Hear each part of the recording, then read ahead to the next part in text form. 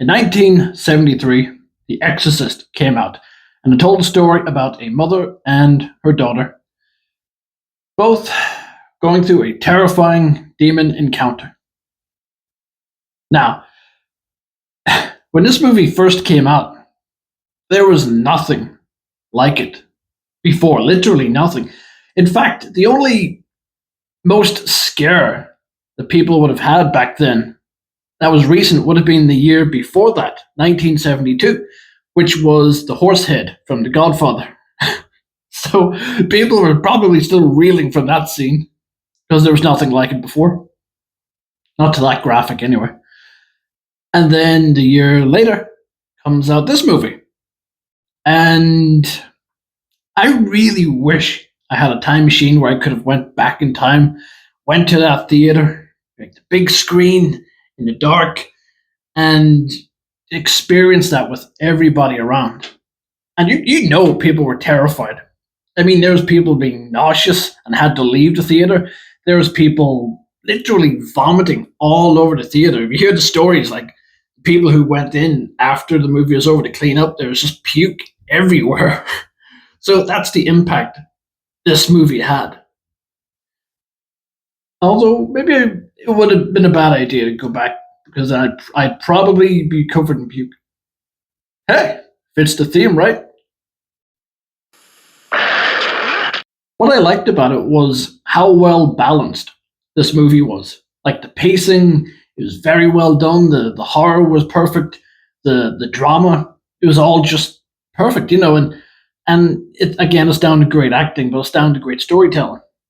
Like unlike Exorcist, Believer, they didn't just see that they went missing and they came back and they're acting funny and instantly the first thought was they're possessed. No. Instead, in this movie, they went through a whole long medical thing where she was taking her daughter to the doctors, trying to figure out like what the fuck's going on with her, dude.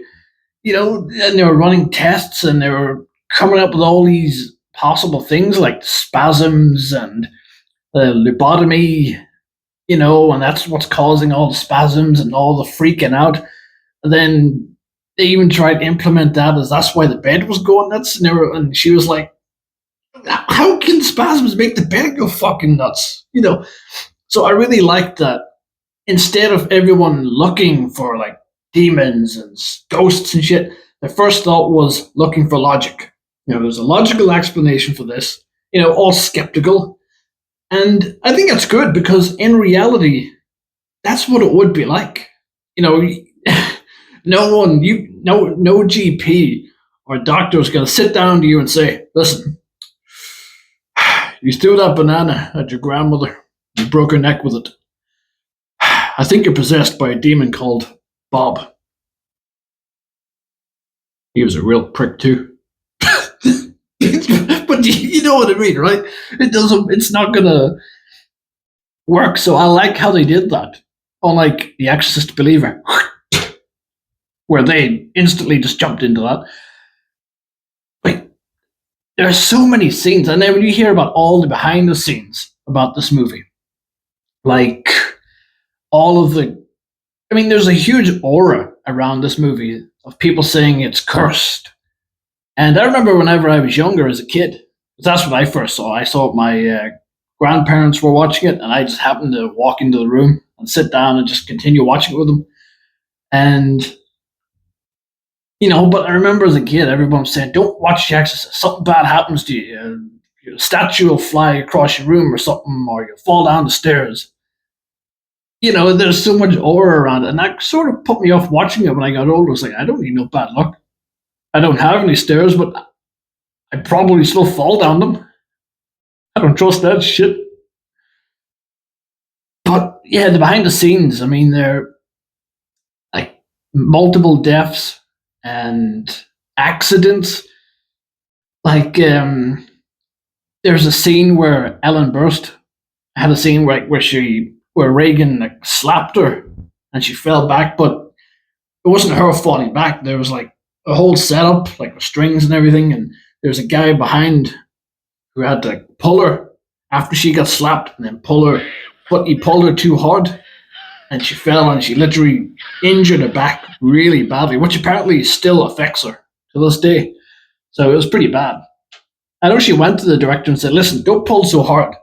And he said, "All right, no problem." And he looked at the guy who was going to pull, and he just said, like, "No." In other words, harder. So apparently she went batshit crazy after that at him and the guy, but for the right reasons, you know, safety first.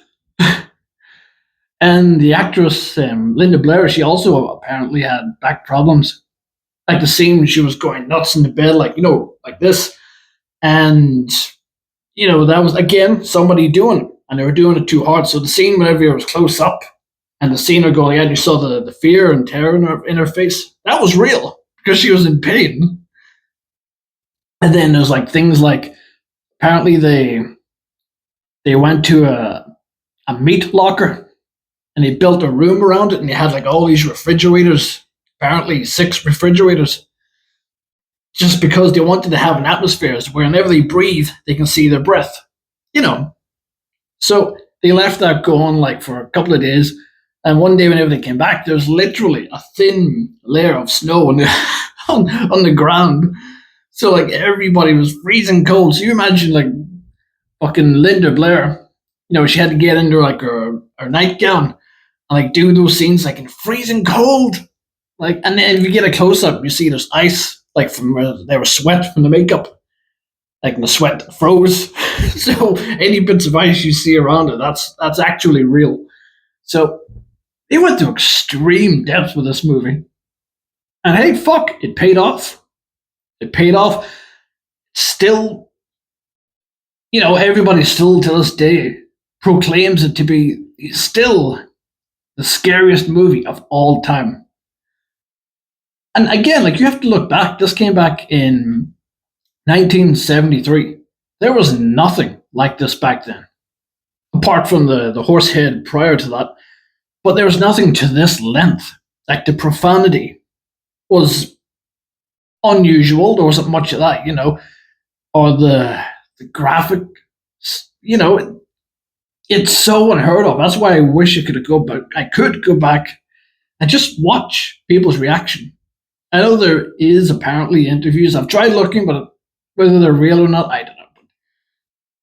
Oh, I can only imagine, and today, because we're spoilt for already because we have movies like this, like Insidious, The Conjuring, that sort of takes the impact of the original Exorcist away from us because we've seen movies like this now. We've grown up with it, not like back then where this was unheard of. This is new. This is holy fuck. This is terrifying. The impact isn't there anymore because we've been spoiled with so many movies with similarities.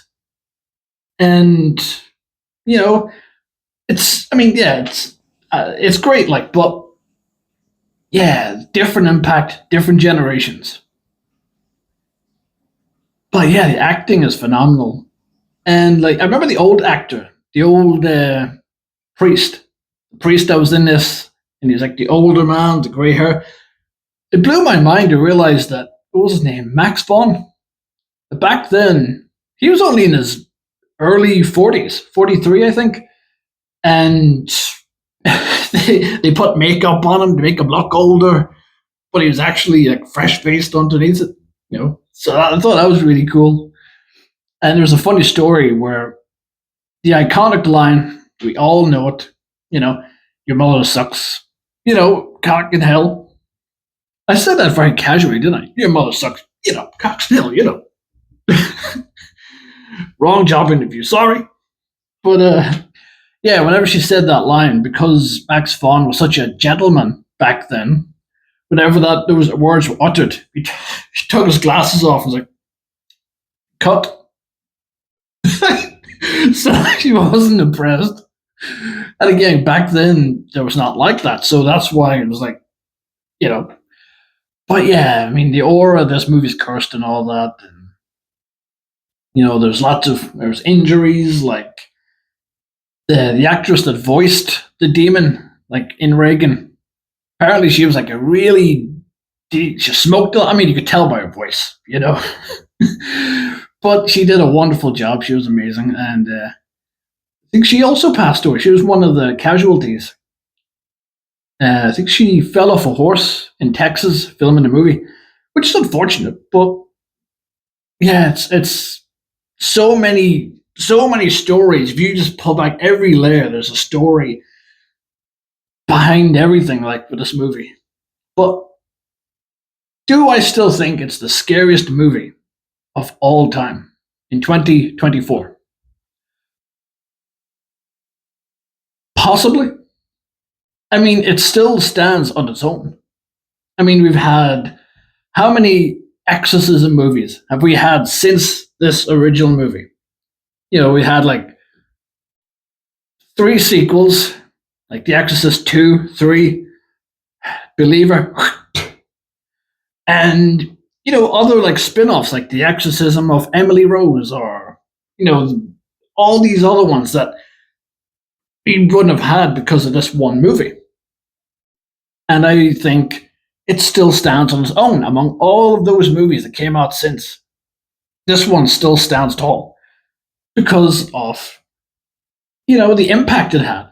Like this for horror movies, this really was a huge move for the genre, you know, for horror and just the acting. I mean, between the acting, practical effects, which practical always better, and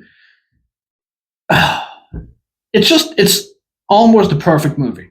You know, I mean, the pacing is really well done. Some people, I mean, wouldn't like it. Some people would like to just get straight fucking into it.